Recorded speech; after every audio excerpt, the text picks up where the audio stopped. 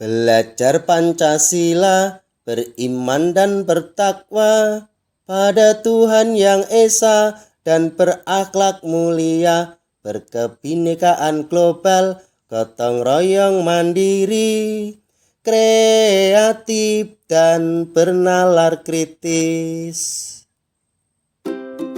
Assalamualaikum warahmatullahi wabarakatuh. Salam sejahtera untuk semuanya. Berjumpa kembali dengan saya Bapak Sukari SPD SD, calon guru penggerak Angkatan 7 Kabupaten Demak, Provinsi Jawa Tengah. Pada kesempatan kali ini saya akan memaparkan tentang demonstrasi kontekstual modul 1.2, yaitu tentang nilai dan peran guru penggerak di masa depan. Setelah mengikuti serangkaian program guru penggerak, gambaran diri saya di masa depan yang akan datang adalah menjadi seorang guru yang memiliki nilai-nilai jiwa guru penggerak yang mandiri, inovatif, kolaboratif, berpihak pada siswa, dan reflektif. Dari nilai-nilai tersebut, sebagai guru penggerak, saya juga memiliki peran penting di dalam keberhasilan pendidikan anak. Di antaranya adalah menjadi pemimpin dalam pembelajaran, menggerakkan komunitas praktisi, menjadi coach sebagai guru lain, berkolaborasi dan mewujudkan kepemimpinan murid. Dalam hal ini akan saya paparkan nilai-nilai yang ada pada diri saya. Yang pertama adalah nilai mandiri.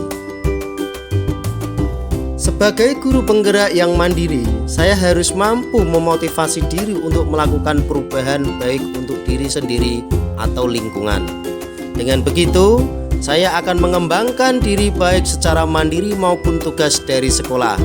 Contoh peran yang saya lakukan sebagai seorang guru yang mandiri, yaitu mengikuti berbagai macam kegiatan pelatihan-pelatihan agar dapat menciptakan inovasi baru di dalam memberikan pembelajaran kepada anak.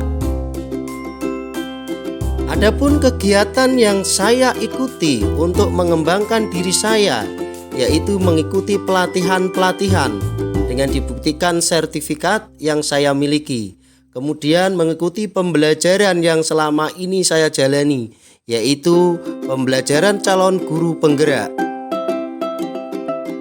Harapan saya setelah mencapai kemandirian akan saya perankan dan akan saya tuangkan ke dalam pendidikan yang inovatif kepada anak. Pembelajaran inovatif. Sebagai seorang guru yang memiliki inovatif, saya harus mampu membuat gagasan atau solusi yang tepat di setiap permasalahan. Anak yang terbiasa menerima pembelajaran dengan metode ceramah tidak akan bisa membuat anak menjadi berkembang. Yang terjadi hanyalah kejenuhan dan kebosanan. Sesuai dengan kodrat zaman, pembelajaran harus berpihak kepada anak dan menyenangkan. Dengan sistem pembelajaran yang menyenangkan, anak akan lebih mudah memahami dan menerima ilmu yang kita berikan. Media LCD proyektor, belajar di luar kelas, memanfaatkan lingkungan sekitar menjadi cara yang inovatif untuk menciptakan belajar yang menyenangkan. Berikut adalah kegiatan inovatif yang saya lakukan, yaitu melakukan pembelajaran menggunakan media LCD proyektor. Kemudian belajar di alam terbuka. Harapan saya, kegiatan pembelajaran yang berinovatif ini bisa lebih saya kembangkan lagi demi tercapainya tujuan pendidikan yang menyenangkan. Pada nilai-nilai selanjutnya, yaitu nilai kolaboratif. Untuk menciptakan tujuan pembelajaran yang menyenangkan dan berpihak kepada anak, saya harus mampu bekerja sama yang positif dengan rekan dan pemangku kebijakan untuk mencapai tujuan pendidikan. Bekerja sama dengan rekan guru, masyarakat, siswa, dan lingkungan sekitar untuk mengembangkan proses pembelajaran yang lebih baik. Contoh kolaborasi yang saya lakukan yaitu berdiskusi dengan guru atau rekan sejawat untuk menyusun modul ajar, merancang kegiatan pembelajaran yang menyenangkan, dan melakukan refleksi pembelajaran sebagai evaluasi kegiatan agar dapat ditingkatkan kembali, sehingga guru dan siswa sama-sama memiliki rasa tanggung jawab terhadap kegiatan tersebut. Berikut adalah dokumentasi kegiatan kolaboratif yang saya lakukan, yaitu saya berkolaboratif dengan sesama rekan guru. Saya juga berkolaborasi dengan wali murid, dan saya juga berkolaborasi dengan masyarakat. Semua ini saya lakukan tidak lain adalah untuk mencapai keberhasilan pendidikan anak. Pada nilai berikutnya, yaitu berpihak pada siswa. Pembelajaran yang berpihak pada siswa akan saya ciptakan pada lingkungan pembelajaran yang menyenangkan, sesuai dengan minat dan kebutuhan siswa. Saya tahu bahwa setiap karakteristik siswa memiliki perbedaan, baik secara kemampuan maupun gaya belajar. Hal tersebut saya jadikan sebagai dasar dalam mendesain pembelajaran di kelas. Pendampingan, menuntun atau arahan adalah cara yang bisa membuat anak akan dekat dengan saya, sehingga di dalam melaksanakan pembelajaran akan lebih mudah dan diterima dan menyenangkan.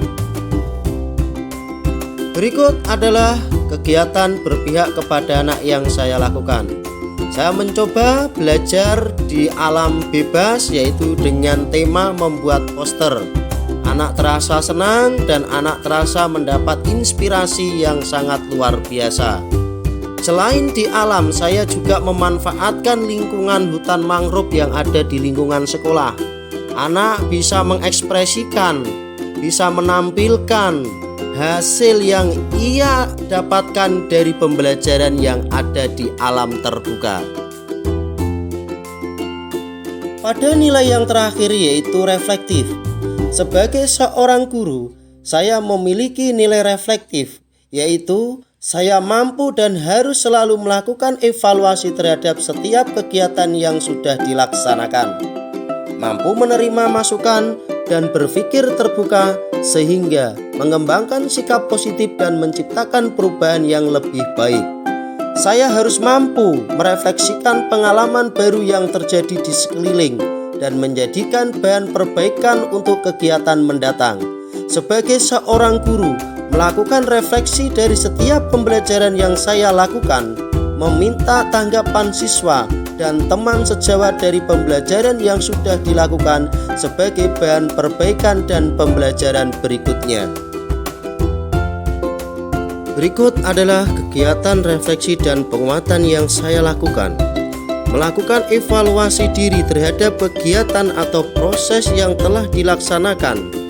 Bersedia menerima segala masukan dan bersikap terbuka dan terus mengembangkan sikap hal yang positif sehingga tercipta perubahan yang berdampak pada siswa, diri sendiri dan lingkungan kerja.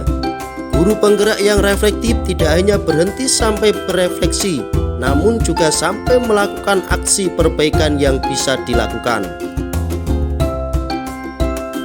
Demikian pemaparan nilai dan peran guru penggerak di masa depan yang saya sampaikan. Bila mana ada tutur kata yang kurang pas di hati para pemirsa, saya mohon maaf yang sebesar-besarnya. Sampai jumpa kembali dan terima kasih.